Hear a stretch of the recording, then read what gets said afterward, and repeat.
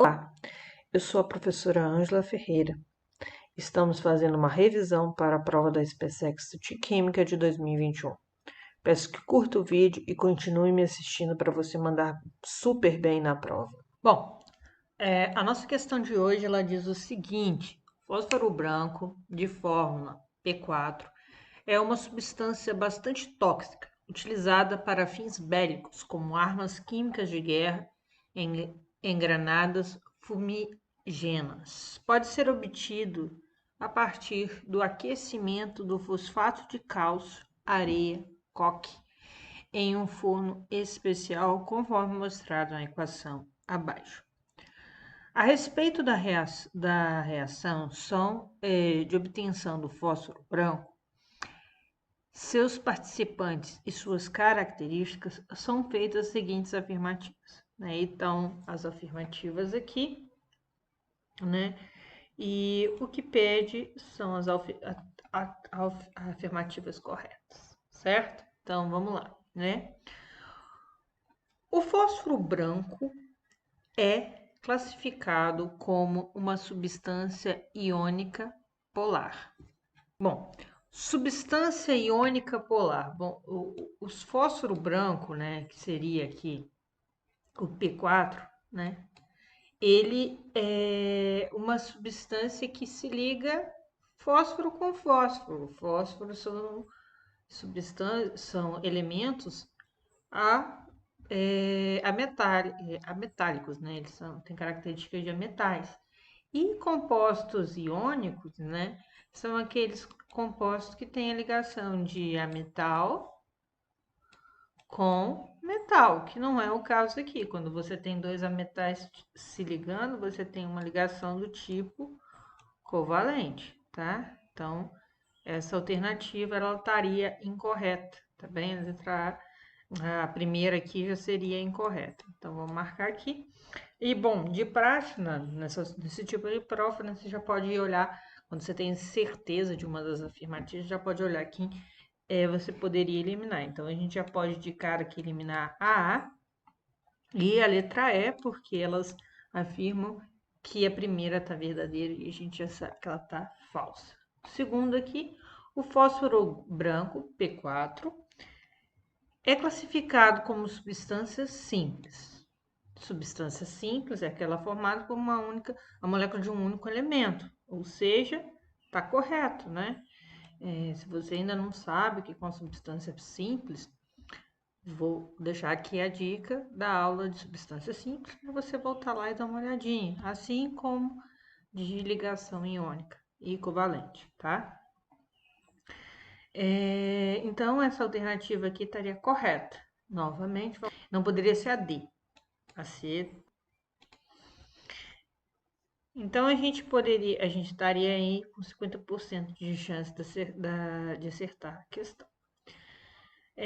A terceira diz que a geometria da molécula do gás monóxido de carbono é angular. Bom, se você não sabe geometria molecular, é bom que você saiba, principalmente para a prova da SpaceX, porque você sempre vem uma questão ou um item relacionado com geometria, tá? A geometria molecular do monóxido de carbono, primeiro, quem que é o monóxido de carbono? O monóxido de carbono é o CO, tá? E quando você estuda geometria, a gente, pelo menos assim, eu gosto de dividir em blocos, em categorias de quantidade de moléculas, tá? Se tem duas quantidades de átomos. Se tem dois átomos, você tem tal possibilidade ou tal possibilidade. Na verdade, para dois átomos só tem uma possibilidade.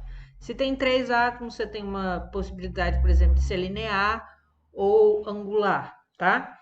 No caso de moléculas com dois átomos, que a gente chama de molécula diatômica, elas nunca serão moléculas do tipo angular, elas só serão, o único tipo possível é molécula linear, tá? Então, seria linear, mas vamos explicar por que ela seria linear, tá? O carbono e o oxigênio no monóxido de carbono, eles se ligam da seguinte forma. através de uma dupla ligação, né? Tem uma dupla ligação, na verdade são 3 ligações.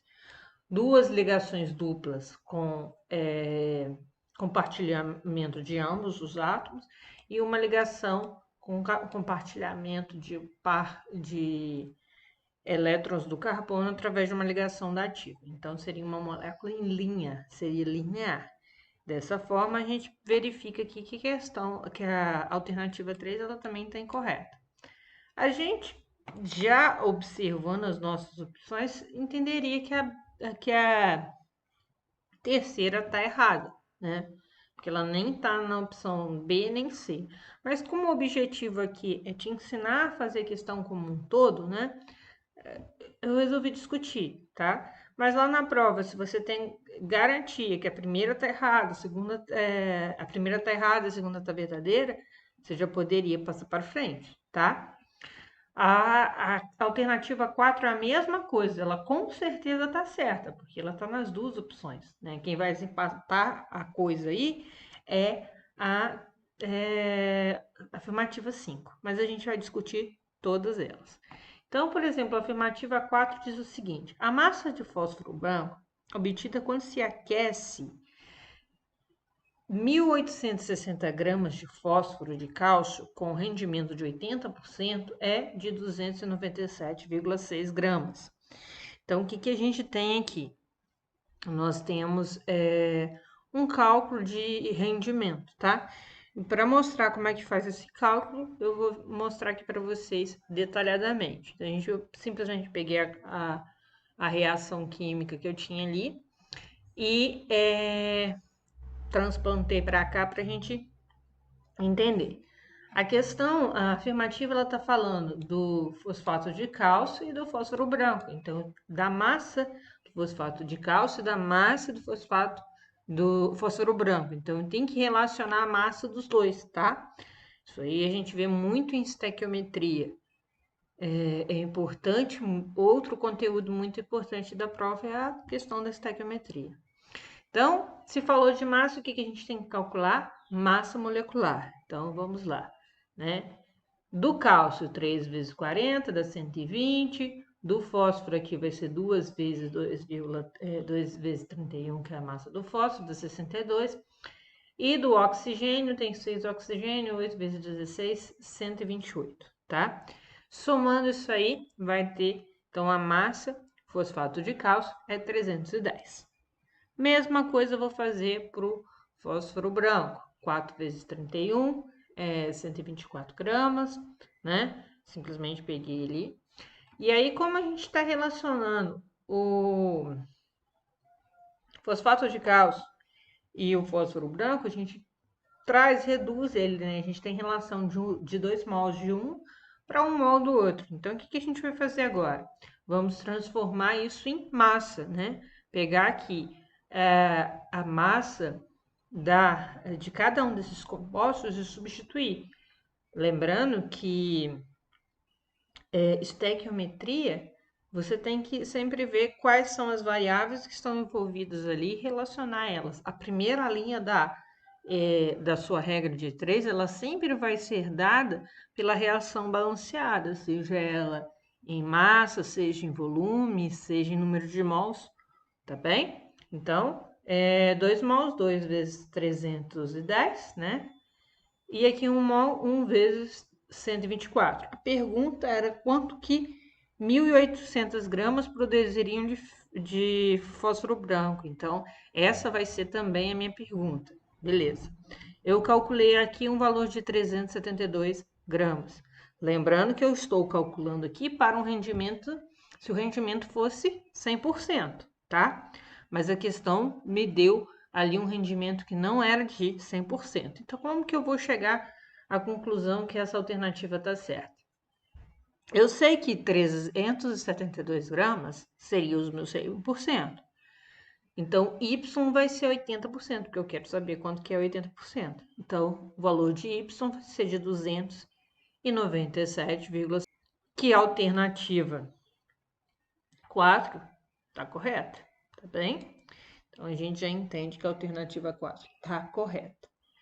Ok, Vamos para a alternativa 5. A distribuição eletrônica do átomo de cálcio no estado fundamental. Cálcio no estado fundamental é 1s2, 2s2, 2p6, 3s2, 3p5. Pessoal, essa prova ela tinha a tabela periódica. Então, a primeira coisa que vocês deviam fazer, né, olhar a tabela periódica. O cálcio, ele é um metal alcalino terroso, tá? Ele está na família 2A. Vou dar duas informações. A gente vai fazer a distribuição aqui. E uma informação pertinente que não precisaria vocês fazerem distribuição para saber que essa distribuição não é do cálcio, tá? O cálcio está na família 2A. Todos os elementos da família 2A, a configuração eletrônica de valência é o período S2. Aqui, a camada de valência aqui é 3s2, 3p5. Se você somar aqui 2 com 5, dá 7. Isso aqui é um halogênio. Isso aqui é o halogênio do terceiro período, tá? Seria o cloro, tá? Tá bem? Não seria o cálcio.